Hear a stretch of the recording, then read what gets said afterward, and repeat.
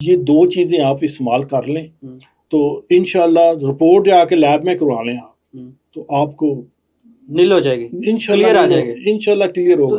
Hepatitis B, सी हो, जिगर का वर्म हो, मिर्दे का वर्म हो, ये आंबा हल्दी है, ये कचूर है, इस ये बराबर वजन लेनी है, इसको पाउडर कर लें।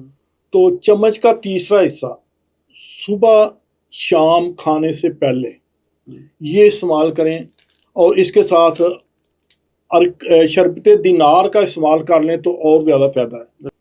150 से 200 रुपए में बन जाएगा। आप रिपोर्ट करवा के तो फिर हमें कमेंट्स में जरूर बताइएगा। सबसे पहले तो जो भी लोग इस्तेमाल करें उनको फायदा हो, वो मेरे वालिद साहब के लिए जरूर दुआएं कीजिएगा। ये उनका बड़ा कामयाब नुस्खा था। हकीम साहब मुझे बताइएगा कि शिरकान आजकल ये बहुत कॉमन है, बी सी की हम बात करें, बहुत से लोग परेशान हैं, तो ये क्या हमें ये नॉर्मल मेडिसिन लेनी पड़ेंगी अंग्रेजी, या कोई हिकमत में इसके बारे में कोई चीज़ें ऐसी लेके बैठी हुई है जो हम खाएं तो हम सेहतयाब हो सकते हैं? असल में ना, जब शुरू में ये एलोपैथी वाले आए थे ना, तो ये हमें कहते थे, आप हर बंदे को कहते हैं ये आपका जिगर खराब है, आपका जिगर खराब है। तो ये क्या हुआ, लेकिन जब इन्होंने वो एक हेपेटाइटिस का एक नया उन्होंने दिया, ये वायरस है, ये फलान है, अब हर 7 में से 3 बंदों को हेपेटाइटिस से कह रहे हैं कि आपका जिगर का मसला है। ठीक है। तो इसके लिए आज से हजारों साल पहले भी जड़ी बूटियां थी, आज भी उसी तरह इफेक्टिव है, और इन दूसरी मेडिसिन से ज्यादा इफेक्टिव है। बिल्कुल ठीक है। अल्लाह ताला जन्नत नसीब करे मेरे वालिद साहब को। वो 2 चीजें इस्तेमाल करवाते थे हेपेटाइटिस बी सी के लिए, और इससे हमने वायरस नील भी किए थे। अच्छा। हाँ, लैब रिपोर्ट्स में वायरस नील हुए थे। हाँ, हेपेटाइटिस बी सी हो, जिगर का वर्म हो, मिर्दे का वर्म हो, जिसमें में किसी और जगह पे वर्म हो, ये 2 चीजें आप इस्तेमाल कर लें तो इंशाल्लाह रिपोर्ट जाके लैब में करवा लें आप, तो आपको नील हो जाएगी, क्लियर आ जाएगी, इंशाल्लाह क्लियर होगा। तो लेकिन थोड़ी पहले मुझे वजूहात बता दें, फिर हम वो नील की तरफ बढ़ते हैं, कैसे करना है। इसके लिए सबसे बड़ी वजह तो ये गंदा पानी है जो सीवरेज का हमारे पाइपलाइनों में मिल गया। उसके बाद वो आप मिनरल वाटर जो फिल्टर ही नहीं इस्तेमाल वो तब्दील करते, और नाकिस छोटे छोटे घरों में वो फिल्टर लगाए हुए हैं। तो वो मेरा दोस्त कहता था कि मेरी गाड़ी में 24 घंटे मिनरल वाटर पड़ा होता था। तो मैंने कहा कि लोगों को हेपेटाइटिस होता है, मुझे नहीं हो सकता, मैं तो दूसरा पानी नहीं पीता। कहने लगा मैंने वो बाहर जाने के लिए टेस्ट करवाना तो हेपेटाइटिस सी निकल आया। अच्छा। वैसे सबसे पहले मैंने बाहर निकल के वो बोतलें पानी के मैं उठा के बाहर फेंको, अगर ये पीने से भी हेपेटाइटिस हो रहा है तो फिर क्या फायदा, फिर मैं दूसरा ही पी लूं, पैसे भी ज़ाया कर रहा हूं। फिर दूसरा ही पी लूं। बिल्कुल ठीक है। तो उसके अलावा ये हमारी सीवरेज लाइनें हैं, घरों में जो पानी आ रहा है वो मिक्स हो रहा है। उसके अलावा बाजार से हम जब फल लेते हैं उसको बगैर धोए इस्तेमाल करते हैं। उसके अलावा ये है कि ये जो सब्जियां हैं घर में लाएं, इनको अच्छी तरह धोएं, उसके बाद ये इस्तेमाल करें। बिल्कुल ठीक है। बाजारी खाने, खासकर ये होटलों के खाने, इसमें हाइजीन का ख्याल नहीं रखा जाता। इसमें वो गंदे हाथों से बना रहे हैं, वो जहाँ जो उनके किचन है वो, और उसके अलावा ये जो सरिंजेस वगैरह का इस्तेमाल था, वो एक सरिंज से कई लोगों को इंजेक्शन लगा रहे हैं। बिल्कुल। हाँ, वो तो माशाल्लाह अब वो अच्छा हो गया, वो अब सरिंजें आ गई हैं, वो लॉक हो जाती हैं, दूसरी दफा इस्तेमाल नहीं होती। तो ये काफी वजूहात हैं जिसकी वजह से हेपेटाइटिस फैल रहा था। ठीक है। और लोगों को अवेयरनेस नहीं थी। ठीक है। तो अब मुझे बताएं इसको नील कैसे करना, वो आपके पास बड़ा एक दबंग नुस्खा था।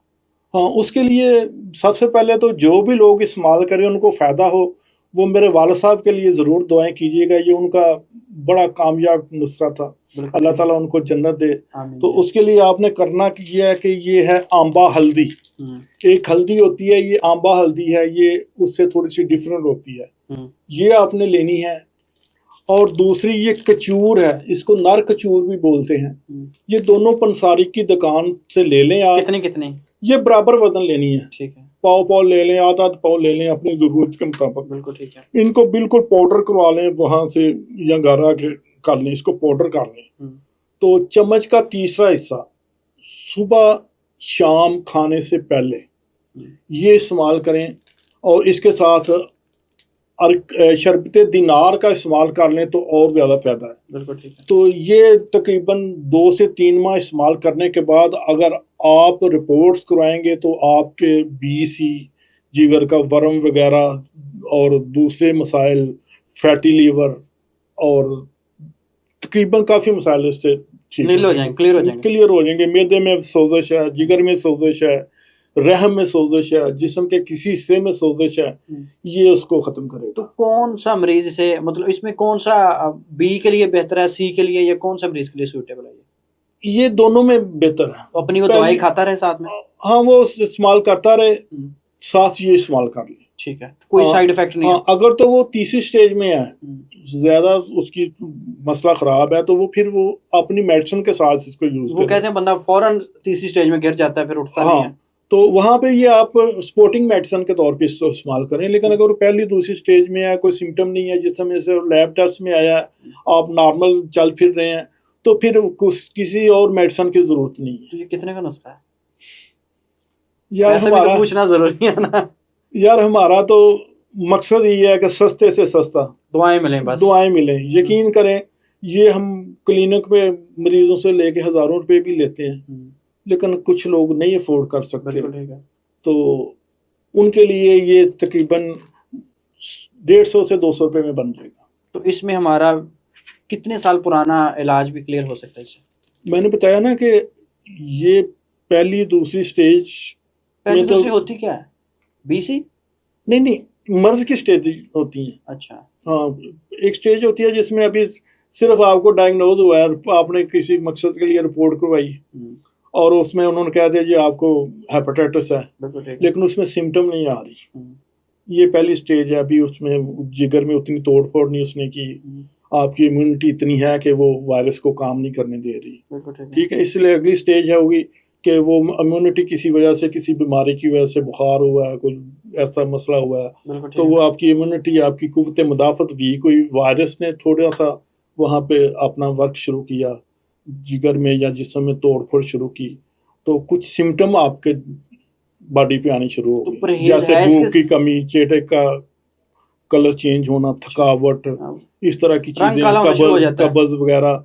तो जब ये सिम्टम आनी शुरू होगी तो ये फिर दूसरी स्टेज में चला जाएगा। इससे अगली स्टेज है जहाँ पे फिर ये आहिस्ता आहिस्ता डैमेजेस इतने कर देता है कि जिगर जो है वो काम करना, खून बनाना छोड़ देता है, वो ज़्यादा उसकी में टूट फूट होती है और पेट में पानी पड़ना शुरू हो जाता है, पाँव में सोजिश, जिस्म पे, चेहरे पे सोजिश। ये तीसरी स्टेज है।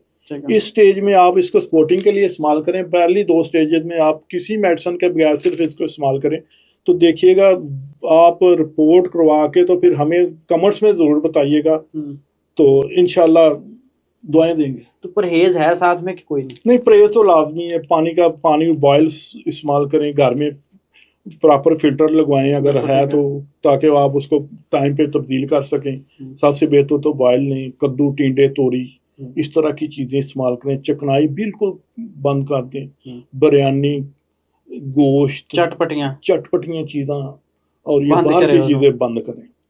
हाँ, तो साथ परहेज तो लाजमी होगा, नहीं तो बीमारी नहीं कम होगी। हाँ, हमारा नहीं तो किसी और का भला करते रहेंगे, उनको पैसे देते रहेंगे। बिल्कुल ठीक है।